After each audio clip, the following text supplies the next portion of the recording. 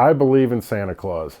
Absolutely. I don't leave him milk and cookies, though. I usually leave him beer and pizza. A Christmas movie that reminds me of me and Jordan is How the Grinch Stole Christmas. It's a point of contention in this household, which one is better, the original or my personal favorite, Jim Carrey's version. I will die on that hill that Jim Carrey's Grinch is better. The original Grinch is better.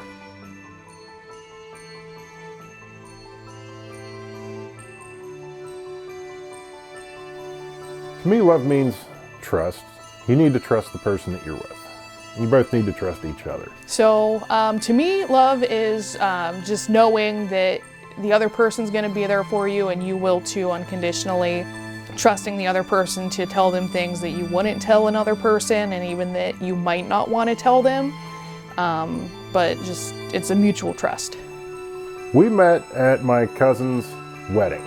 His cousin, my best friend Tanya's wedding, I was in the bridal party. Jess was a bridesmaid. He showed up to the reception kind of late. Fashionably late. And he went up to Tanya and Tanya was like, hey, you and Jess should dance together. And I was like, I don't really know this guy, but I guess I'll dance with him for you. I thought she was smoking. She was just beautiful, drop dead. I mean, she just looked wonderful in that bridesmaid's dress. She was pretty. So when we first started talking, I would send him these ridiculous pickup lines every day. I would go on Google and search corniest pickup lines. I would find out things he's into. Like when I found out he really likes NASCAR, I looked up a picture of Dale Earnhardt, sent him a picture of him and said, can I have the chance to earn your heart? I sent him a picture of Boba Fett because I found out he really likes Star Wars. It said, I'm here to collect the bounty on that butt. The moment I realized Jess was the one I wanted to spend the rest of my life with was a day, it was summer, it was a few months after we started dating. So the moment I realized I wanted to spend the rest of my life with him, it was a Saturday. I was supposed to go to work. I had met up with some buddies of mine at a Sheets out of town. We were going on a motorcycle ride up to Kinzu Bridge. And he was planning on taking a motorcycle ride with his friends out to Kinzu Bridge. And I ended up having my dad take me into the ER. I was having some issues. And we just fueled up the bikes. We were getting ready to leave and I got a text message from Jess. And I knew she had been working that morning, so I thought it was just gonna be, you know, have a safe trip and everything. But it turned out that she had not been feeling well and she had to go to the hospital. So I texted Jordan. I let him know, like, hey, this is what's happening. I'm in the hospital. It's fine. You can go on your trip and I'll text you. And he was like, okay, let me know what's going on. Keep me updated.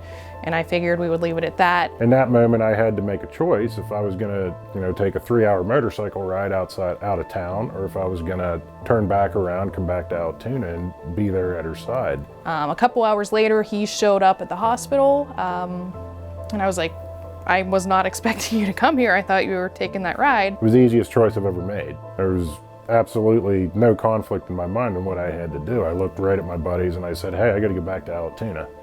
And I didn't even explain, fired up the bike and headed back to Altoona.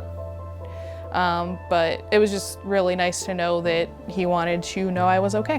When I decided to propose, it had been an idea that I had been kicking around in my mind for a while. It was something I knew I wanted to do. And I had my surgery on my back last year and couldn't really do much. Jess was just a wonderful help to me. I mean, anything that I needed, she cooked for me, she cleaned for me, you know, she did everything for me. It set me up with anything I needed. It wasn't long after, about a month after my surgery, her birthday was coming up, and I knew I wanted to do something special, and I had been kicking around the idea and trying to figure out when and where and how and everything. I wanted to propose, so I couldn't think of a better time to do it. It was at my lowest and one of her highest points, you know, in our relationship, because she was just doing so well for me and doing everything for me and bending over backwards. And, you know, I just knew I had to take the next step at that point and, you know, make sure that, you know, everything that she was doing for me and everything, I wanted her to know how much it meant to me. He had actually just had surgery and he was recovering.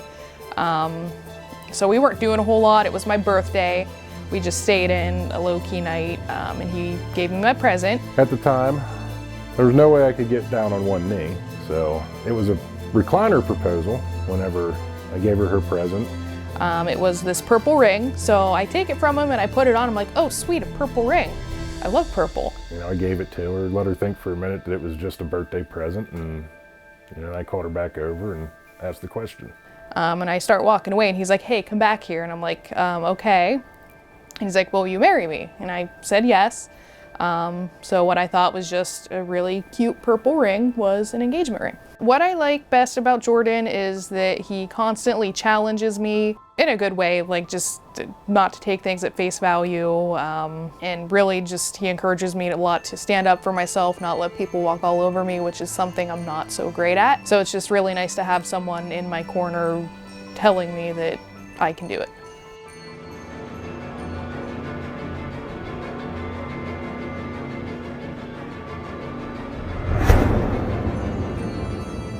She's very well grounded. She doesn't get flustered. She doesn't fret over the little things. You know, and in our relationship, she really lets me be me. You know, she doesn't try to make me somebody I'm not. She doesn't, you know, try to make me do the things or act the way that she thinks I should act. She lets me be me, and she's happy with that. There's no pressure. Like, we can go do our own things. He'll go hunting for 2 or 3 days and we don't see each other, and it's not like, what are you doing? Where are you? It's just, you trust the other person, you know where they are, you're not worried about what's going on. There's just not pressure to be constantly worried about what the other person is doing all the time. If I were to give any relationship advice, first thing I'd say, you have to have patience. You're not always going to have the best day, your partner's not always going to have the best day. Sometimes you're going to butt heads and you're going to fight, and you just need to calm yourself, reflect, understand where your partner's coming from, so you can know better how to help them. The relationship advice I would give to someone, it's really just be comfortable with yourself. It helps you be comfortable in the relationship too. If you trust yourself and you're comfortable with yourself, it goes a long way with trusting the other person, and just not having a lot of pressure to make things right, because it'll just be right on its own.